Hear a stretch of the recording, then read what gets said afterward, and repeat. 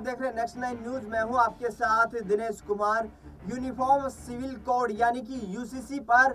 अब केंद्र सरकार बड़ा फैसला लेने का ऐलान करने वाली है। जी हां, आपको बता दें कि यूनिफॉर्म सिविल कोड वो एक तरीके का एक कानून है जिसके आधार पर नागरिकता का अधिकार यहाँ पर देश में जो है उसको सम्मान मिलता है। और एक तरीके से आने वाले वक्त में नागरिकता का अधिकार जो बनाया गया है उसके आधार पर यूसीसी को लागू करने का जो बिल पिछले साल केंद्र सरकार की तरफ से संसद में पेश किया गया और पारित किया गया, उसके बाद से लगातार ये सवाल उठते जा रहे हैं कि क्या इससे देश के अल्पसंख्यकों को किसी प्रकार का नुकसान होने वाला है। इस पर केंद्र सरकार हाल ही में विचार कर रही है और आगामी 2024 के लोकसभा चुनाव से पहले जब बजट सेशन शुरू होगा तो उसके बाद कहीं ना कहीं ये यूनिफॉर्म सिविल कोड को उन राज्यों में लागू किया जा सकता है जहां पर भारतीय जनता पार्टी की सरकार है। आपको बता दें कि भारतीय जनता पार्टी का हिंदी भाषी उत्तर भारत और मध्य भारत में काफी दबदबा देखा जा रहा है और यहाँ पर करीब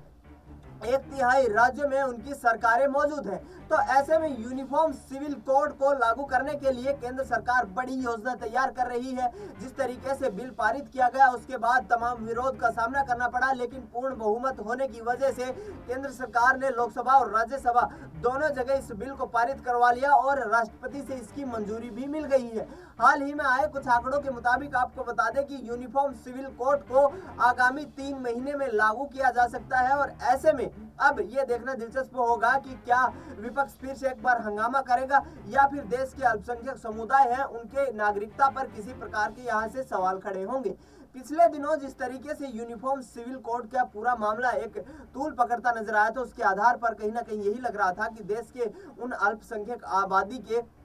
जो है नुमाइंदों के लिए, रहने वालों के लिए, नागरिकों के लिए कहीं ना कहीं ये खतरा साबित हो सकता है। लेकिन केंद्र सरकार ने इससे साफ साफ ये जो है स्पष्ट कर दिया था कि यहाँ पर किसी भी प्रकार के भारत के नागरिकों को कोई भी खतरा नहीं होने वाला है, चाहे वो देश के किसी भी हिस्से में रह रहे हो। यूनिफॉर्म सिविल कोड का मतलब भारतीय नागरिक संहिता जो एक तरीके से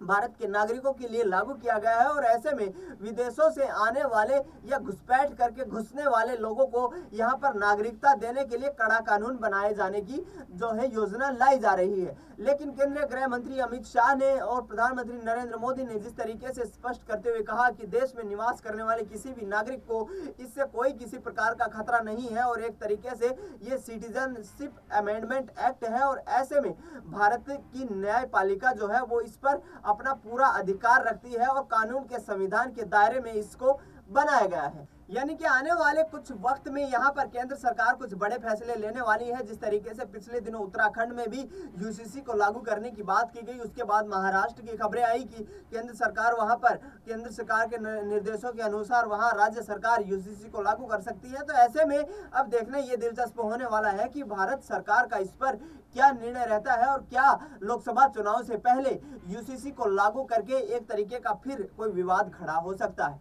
फिलहाल इस खबर में इतना ही। देश दुनिया की तमाम बड़ी खबरों के लिए आप देखते रहिए नेक्स्ट 9 न्यूज।